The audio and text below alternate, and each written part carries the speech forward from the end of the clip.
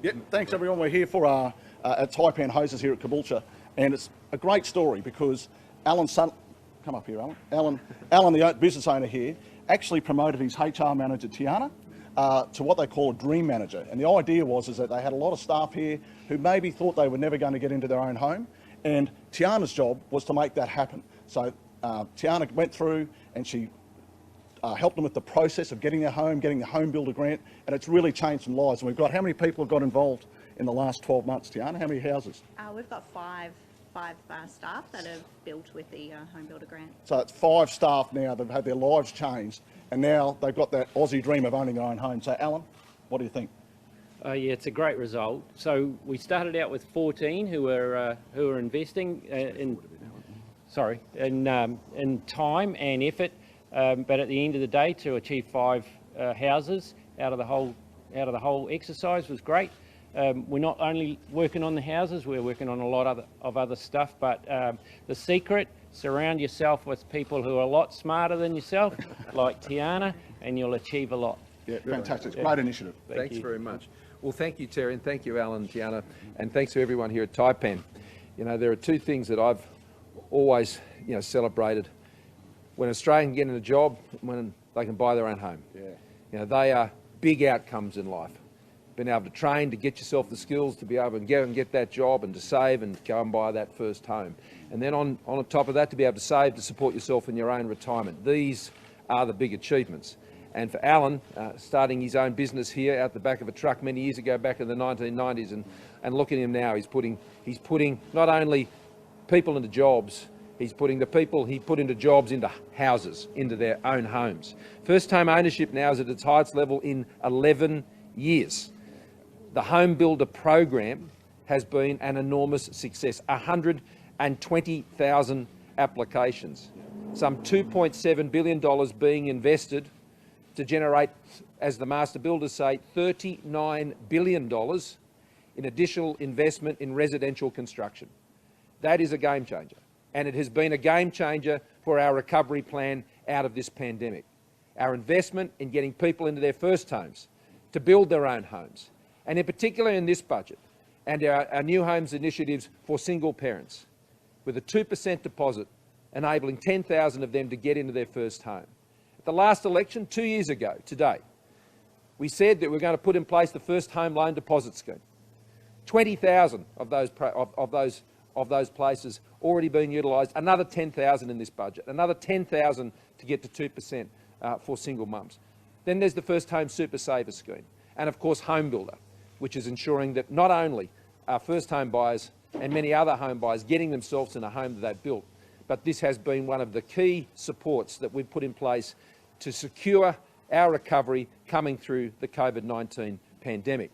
So this has been a massive initiative on behalf of the government, and it's based on one simple premise, and that is we want to back Australians in. So we put $25,000 in, but they'll put the $300,000 in, or the $250,000, or sometimes much more than that. This isn't just about government. This is about government enabling Australians to be able to get themselves into their first home or into a home that they've had built for them and their family.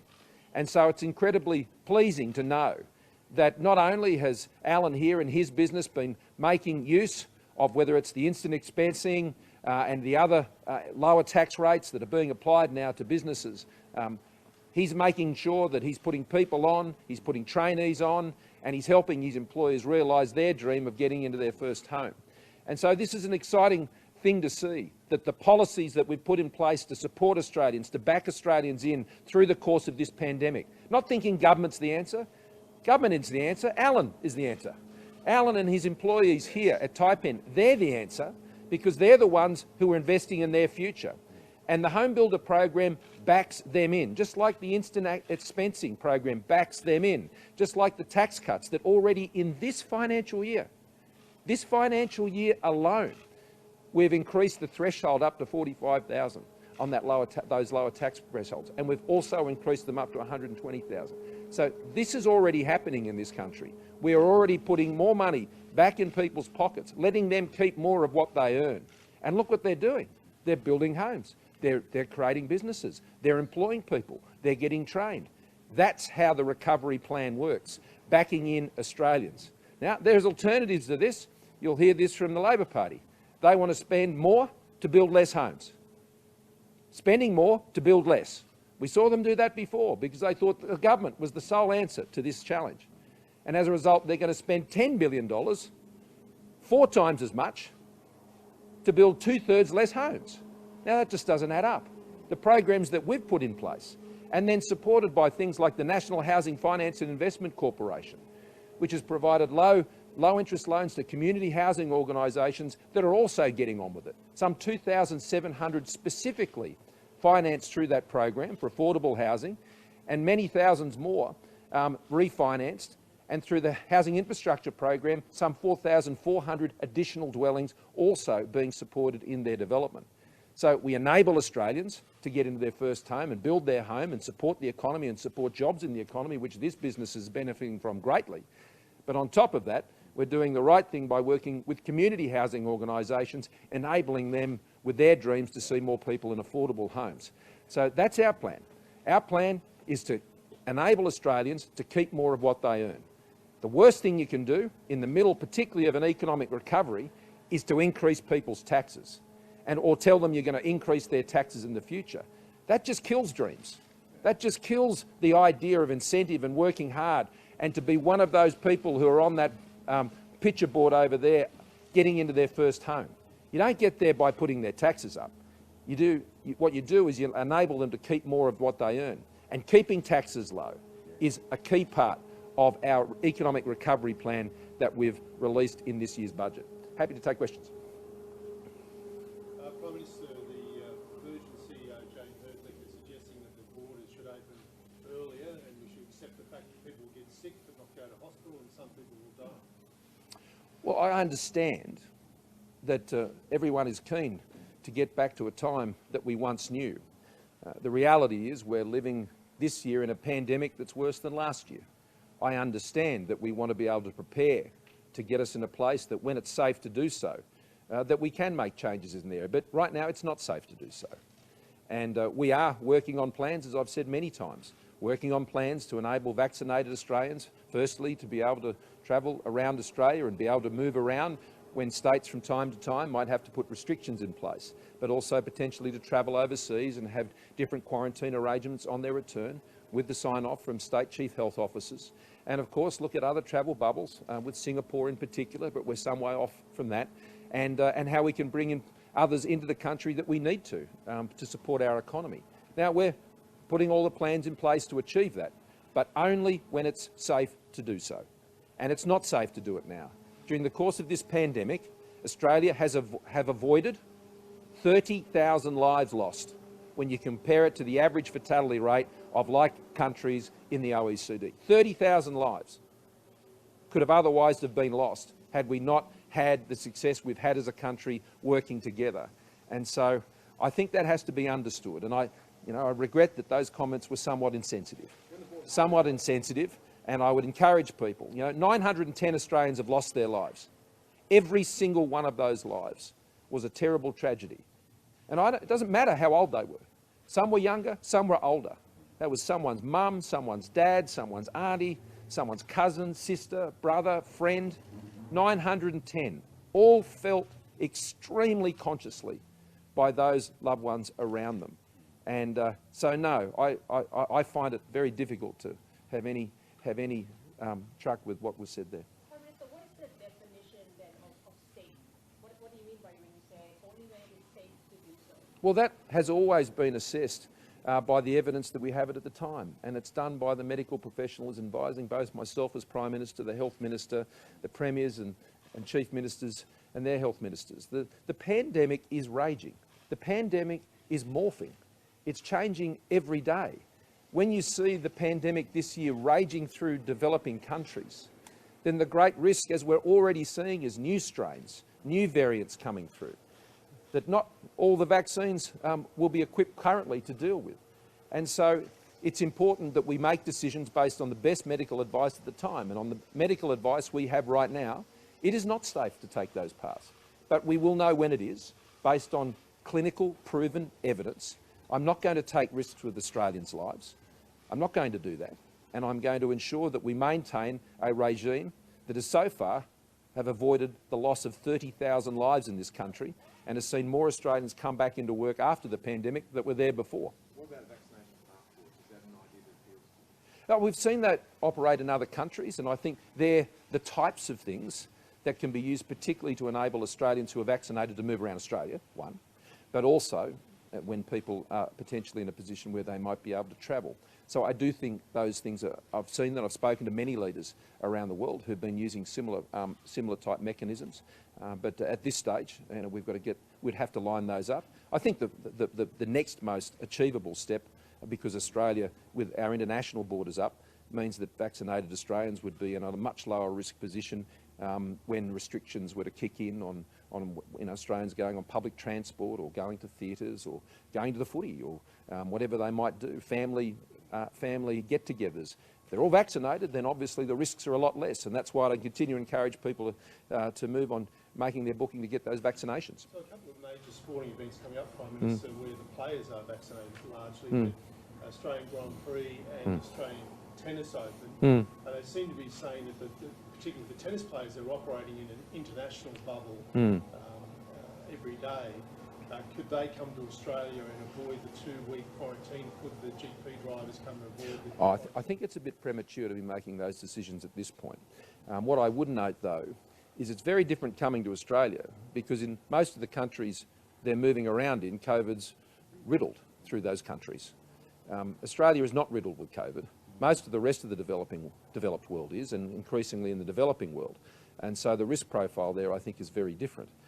But I mean, those events are still some time away. And I thought the decision they made on the Formula One previously was a wise one, largely because they were used to operating in countries where COVID was already in. And Australia, we don't have it to the same extent as other countries. And so that is something we certainly want to protect. But I think we'll be practical about those things, and I think technology and systems are improving each day. Just back to housing. Labor's policy they announced last week targets areas of specific need, middle-aged women who struggle to find affordable housing, service providers who can't live in or near the suburbs of which they service. What's your response to that? Do you have anything in your arsenal to combat that? Yeah, we're over $1 billion a year and more that we provide to the states and territories to deliver on those tasks.